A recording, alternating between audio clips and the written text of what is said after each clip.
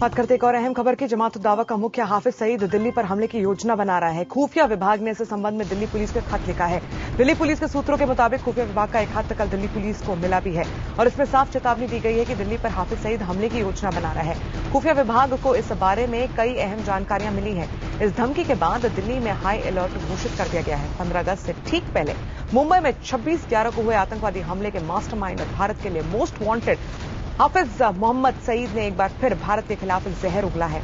उसने राजधानी दिल्ली पर हमले की धमकी दी है। दिल्ली पुलिस के एक अलर्ट में इस बात का खुलासा भी हुआ है कि सईद ने दिल्ली पर हमले की धमकी दी है। उसमें कहा गया है कि सईद दिल्ली में 2000 के लाल किले जैसे हमले को अंजाम दे सकता है। बताया जा रहा है कि सईद ने इस तरह का भाषण कराची में दिया है। दूसरी ओर उसने लाहौर का गद्दाफी स्टेडियम में भी एक कार्यक्रम में भाग लेने के दौरान भारत के खिलाफ जमकर जहर उगला।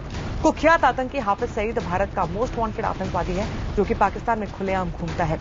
उस पर अमेरिका ने भी $1 करोड़ का इनाम घोषित कर रखा है।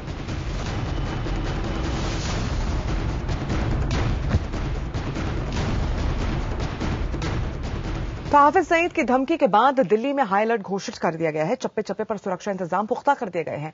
इस पूरे सिक्योरिटी अरेंजमेंट का जायजा लिया हमारे संवाददाता राजू राज ने।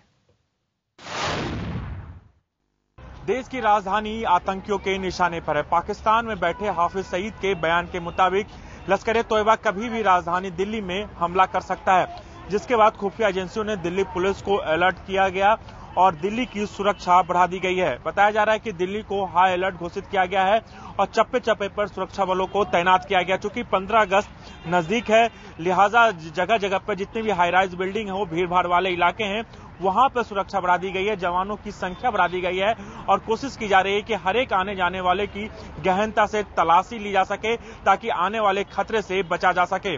कैमरामैन उज्जवल गांगुली के साथ राजू राज, दिल्ली, IBN 7। और वहीं देश के पूर्व राजनयिकों ने भारत सरकार से अपील की है कि वो पाकिस्तान के साथ किसी भी तरीके की कोई बातचीत न करे। पूर्व राजनयिकों के ग्रुप ने एक प्रेस कॉन्फ्रेंस कर सरकार से अपील की है। इनका कहना है कि पाकिस्तान बार बार हमले करता है और फिर अपनी बात से मुकर जाता है, इसलिए पाकिस्तान से किसी भी तरह की बातचीत नहीं होनी चाहिए।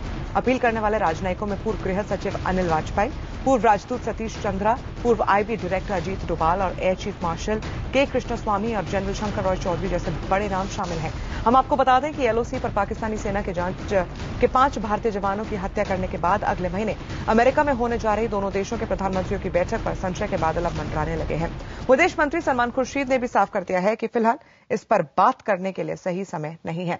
अगले महीने न्यूयॉर्क में होने वाली संयुक्त राष्ट्र महासभा की बैठक के दौरान मनमोहन सिंह और पाकिस्तान के प्रधानमंत्री नवाज शरीफ के बीच बैठक होनी है, मगर LOC पर हमले के बाद विपक्षी दल इस बैठक का विरोध कर रहे हैं।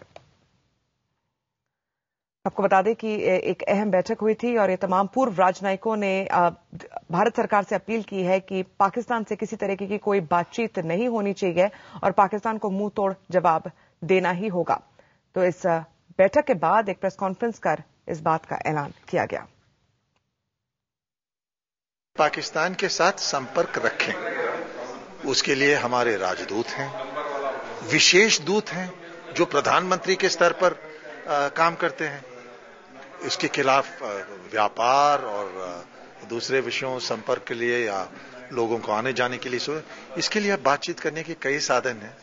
लेकिन जब आप शिखर वार्ता पर चलते हैं प्रधानमंत्री के स्तर पर और ये आपके पास कोई आश्वासन नहीं कि इस तरह के आतंकवाद बंद हो, तो उस तरह के जो संपर्क है उसके खिलाफ हम हैं, क्योंकि ये संदेश जाना चाहिए पाकिस्तान को। और ये मेरा कहना है, अगर आपने हमको हमारे सैनिकों पर हमला किया तो हमारे चुने हुए समय पर चुने हुए धरती पर जवाबी कार्रवाई होगा, पहले संदेश।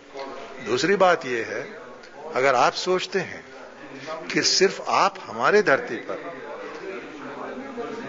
हिंसा फैला सकते हैं तो बंदूक आपके मुल्क में हमारे मुल्क से कई ज्यादा है, तो वो भी हो सकता है।